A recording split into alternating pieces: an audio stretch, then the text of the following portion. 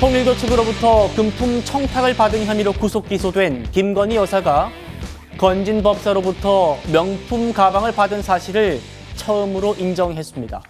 그동안 완강하게 혐의를 부인하더니 갑자기 일부 사실들을 인정하고 나선 그 이유가 뭔지도 궁금한데요. 바로 시작합니다.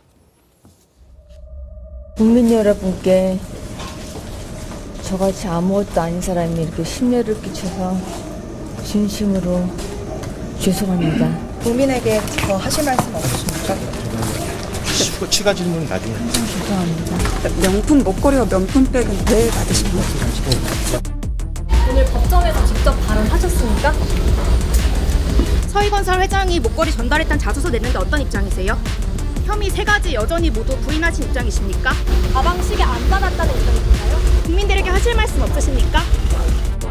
오늘 입장문 내셨으니까. 입장문요? 저희가 그 입장문 외에는 사실 저희가 지금은 말씀드리기가 좀 어려워요. 입장문 낸 배경이라도 좀. 공식 입장문 낸 걸로 그냥 좀 가름해 주세요. 특검에서는 사실 그 해당 제품이 좀 사용감이 있었다 이렇게. 사용하는 거 안 한 걸로 알고 있습니다. 아유. 먼저 김건희 여사의 변호인단이 낸 입장문 같이 보시죠. 설 변호사님. 네. 처음에는 거절했으나 전 씨, 건진법사 전성배의 설득을 거절하지 못했다. 받긴 받았다는 겁니다. 그렇죠? 그리고 이런 말을 덧붙여요.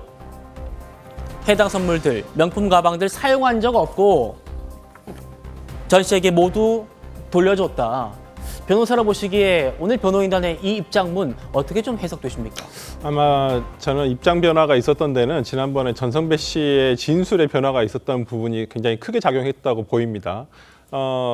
소위 건진법사라고 불리우는 전성배 씨 같은 경우에 계속 주지 않았다라고 했다가 지난 공판에서 이걸 줬다라고 증언을 해버렸습니다. 법정에서. 그렇다고 한다면 이 전 씨의 진술 자체가 신빙성이 높다라는 전제 하에서 어떤 재판부에서 받아들일 확률이 굉장히 높고 네. 또 김건희 씨가 계속 이러한 사실관계 자체에 대해서 부인을 해봐야 어떤 줬다는 사람과 당시의 정황 등을 비춰봤을 때는 도저히 받지 않았다라는 부분이 설득력이 없거든요. 그렇다고 한다면 받았지만 이걸 반환을 했다라는 어떠한 사실관계를 이렇게 인정하고 가는 것이 더 유리하게 작용을 할 것이다라고 생각을 하고 오히려 지금 이 부분과 관련해서 알선 수재 혐의라든지 법리적인 그러니까 사실관계를 다투는 게 아니라 법리적인 부분을 좀 다투겠다라고 지금 아마 전략을 조금 바꾼 것 같습니다. 그래서 처음에는 사실관계 자체를 인정하지 않고 가는 전략을 택했지만은 지금은 법리적인 다툼으로써 이것을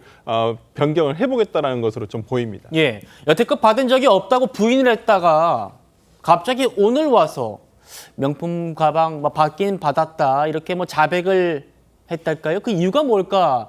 이게 제일 궁금한 부분이긴 한데 설 변호사님 말씀처럼 건진법사의 진술이 결정적이었다는 분석이 나옵니다.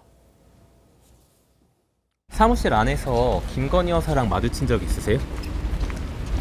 국민의힘 의원들 청탁하신 적 있으신가요?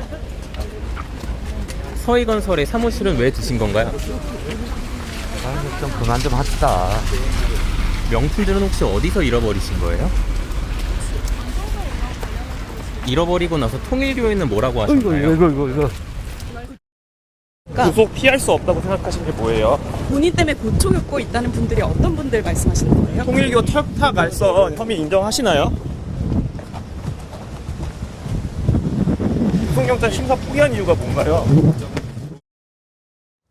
연정 의원님. 네. 건진법사도 저렇게 입을 꾹 닫고 있었단 말이에요. 그런데 일주일 전에 재판에서 이렇게 진술을 하긴 했습니다. 김건희 여사가 명품백 잘 받았다고 했다.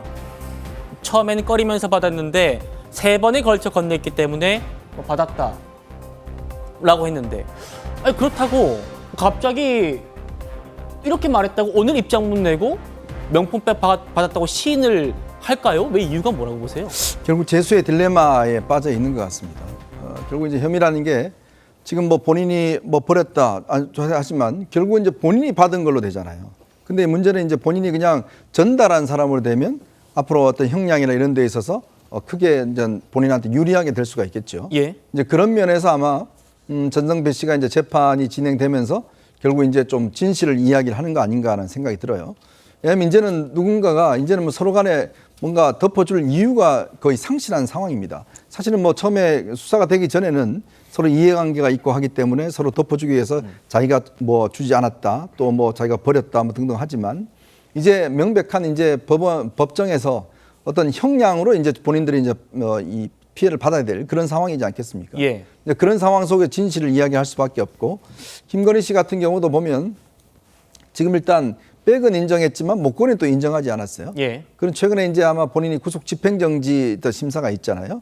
이제 그런 것들을 좀 유리하게 가져가기 위한 측면이 있지 않는가. 고속 심사 그렇죠? 대비한 것이다. 본인이 지금 건강이 굉장히 안 좋다고 그러니까 이제 그러면서 이제 어떤 증거인멸이나 이런 것도 우려를 떨쳐버리기 위해서 일단은 받았다라고 이제 진술을 하는 것 같은데 이제 그라프 목걸이 같은 경우는 저게 꽤 제가 알기로 한 8천만 원 정도 되는 걸 알고 있습니다. 액수가 지금 보면 이 샤넬 백은 두 개 합해서 한 2천만 원 정도 되고요.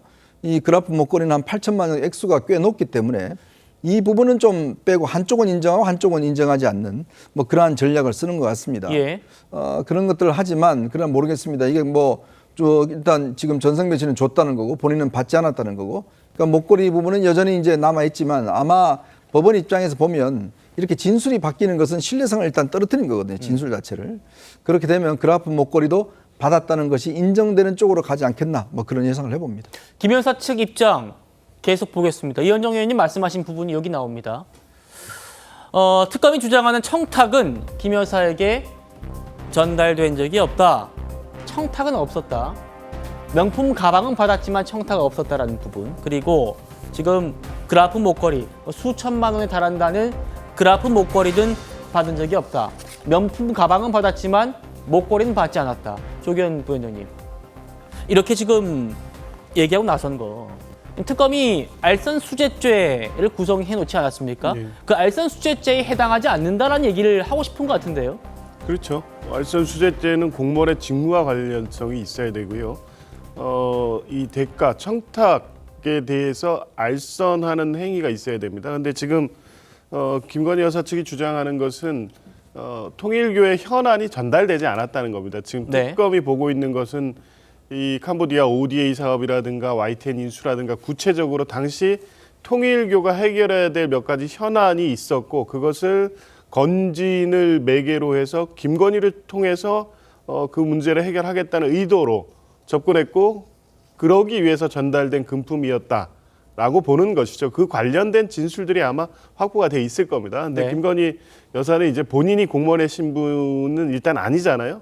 공무원이 아니더라도 알선수재죄가 적용은 될 수 있지만 이 청탁의 내용이 김건희 씨까지 도달하지 않았다고 하면 알선수재죄는 성립되지 않을 수 있습니다. 그 부분을 이제 주장하는 것인데, 뭐 이제 제가 볼 때에는 이미 이 관련된 상당한 증거와 진술들이 확보돼 있는 상태이기 때문에 실제 청탁의 내용이 전달되지 않았다면 지금까지 이 상황이 오지 않았을 것이고, 김건희 씨 측이 지금까지 부인하지 않았을 겁니다. 아마 지금 단기적으로는 아까 말씀했듯이 보석 신청을 해놓고 석방을 목표로 해서 일부 인정하는 취지, 그리고 법리적 다툼의 여지가 있다는 취지를 강조함으로써 보석 신청의 인용 가능성을 높이기 위한 전략적 선택인 것 같은데요. 아마 재판부가 이러한 정도의 주장과 이러한 정도의 자백을 가지고 지금까지 부인하거나 거짓 진술했던 내용들까지 비교해서 보면 보석 신청을 인용하기는 어려울 것으로 보입니다. 알겠습니다.